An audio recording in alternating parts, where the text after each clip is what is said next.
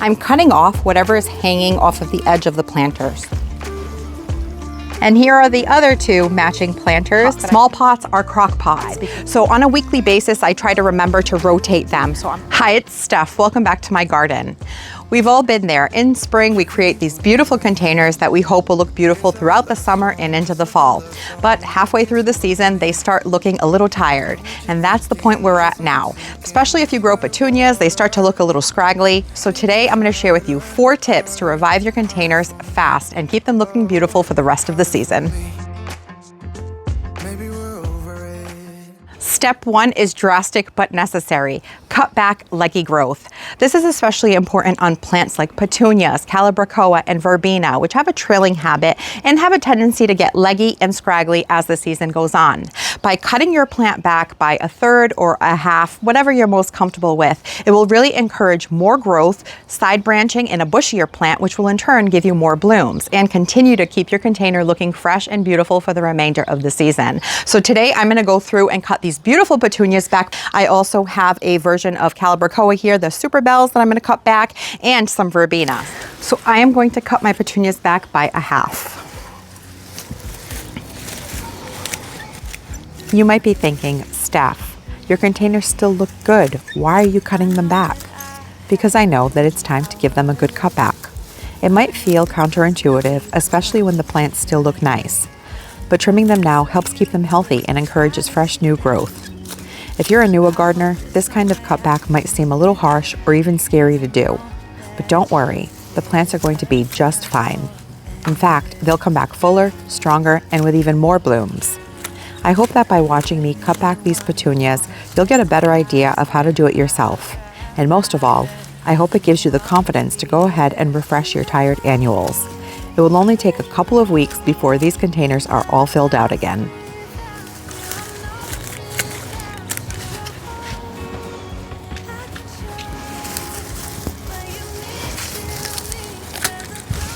As you can see, it's a pretty shocking difference. It's like getting a good haircut. And I filled up pretty much my whole pop-up bag with petunia cuttings. But they are going to respond beautifully to this, and they're going to bush out again in no time. But the next thing I'm going to do real quick is just rotate my planters. And this is something I would recommend doing. If you have a matching set of planters anywhere on a porch, a patio, a deck, more times than not, one side is getting more sun than the other. And so they might grow unevenly. In my case, this side tends to get more afternoon sun and grows a bit better than this side. So on a weekly basis, I try to remember to rotate them. So it's a lot easier to do this before you water, because then they get quite heavy.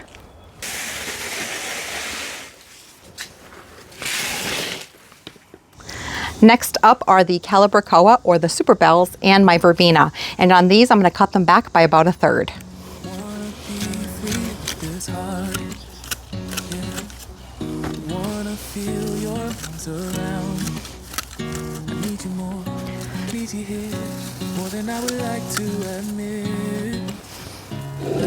I'm cutting off whatever is hanging off of the edge of the planter, so right through here.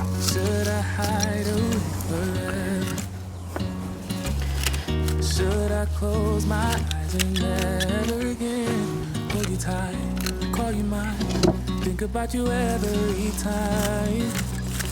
I remember that it's over.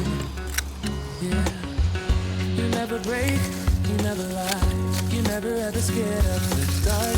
So why am I the one who cries? I'm so afraid to be left behind. Think about you a lot. Step 2, fertilize your containers. Annuals are heavy feeders, and every time that you water your containers, all of the nutrients from the soil or any fertilizer that you might have added when planting them is coming out through the bottom of that container with the water. So for that reason, all of those nutrients are being lost and your plants are hungry. So to keep them performing their best and blooming throughout the whole season, you want to apply a regular application of a water-soluble fertilizer.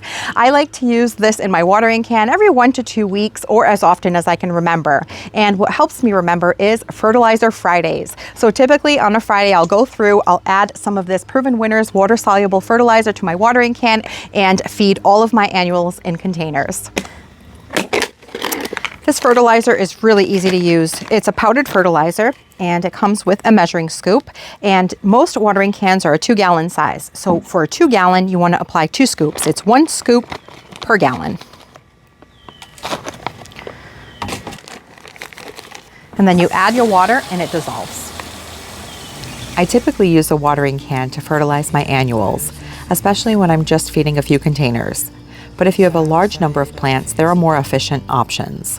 A pump sprayer is a great choice. It holds more water and fertilizer, so you're not constantly refilling. You can also use a hose and sprayer attachment, which mixes the fertilizer directly with your hose water. It's a quick and easy way to feed a big group of plants all at once.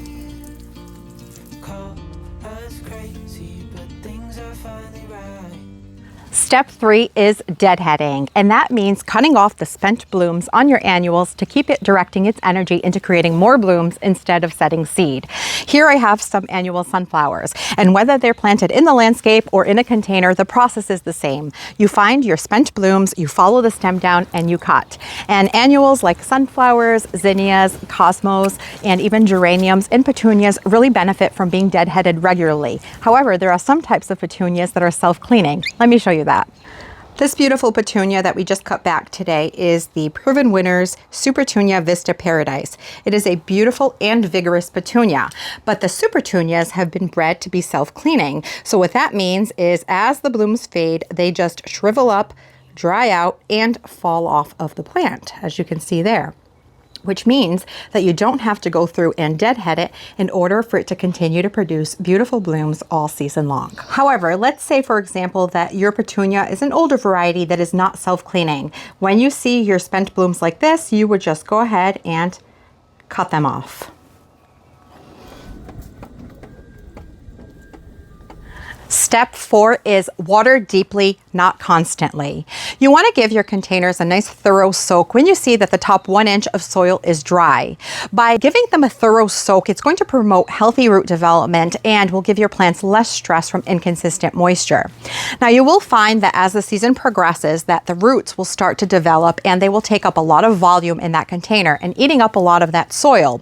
So after a while you will find that you do have to water more frequently because of the soil becoming hydrophobic because of all of the root activity. So in the beginning of the season, you might be able to water every other day. As it gets hotter and the roots get larger, you're probably watering every day and sometimes even twice a day, morning and night, depending how hot it is. The size of the container will also depend how much water you have to do because the more soil you have, the more moisture it will retain. The smaller the pot, they call them small pots or crock pots because they get really hot and dry out a lot faster. So if you are going to water your container, you want to water it to the point where you see it draining out the bottom. Then you know that the soil is nice and moist. And the next time that you go to water, just stick your finger in there. And if the top 1 inch of soil feels like it still has some moisture in it, skip the watering until the next time. And speaking of watering, you might remember that these planters here in my driveway, I had used some aqua pots for. They are some inserts that have a water reservoir and a wicking system so that once you plant your plants into the soil and water goes into that reservoir, it will then become a self-watering container. And I'm happy to report that these are looking gorgeous. So I have some purple fountain grass in there, some blue angelonia on the sides, as well as some white sunpatiens in the middle, some helichrysum or licorice plant that looks really beautiful as a trailer outside the container, and some blueberry swirl phlox that I started from seed, which is also filling out and looking lovely. So this is another option, having a self-watering reservoir in your containers.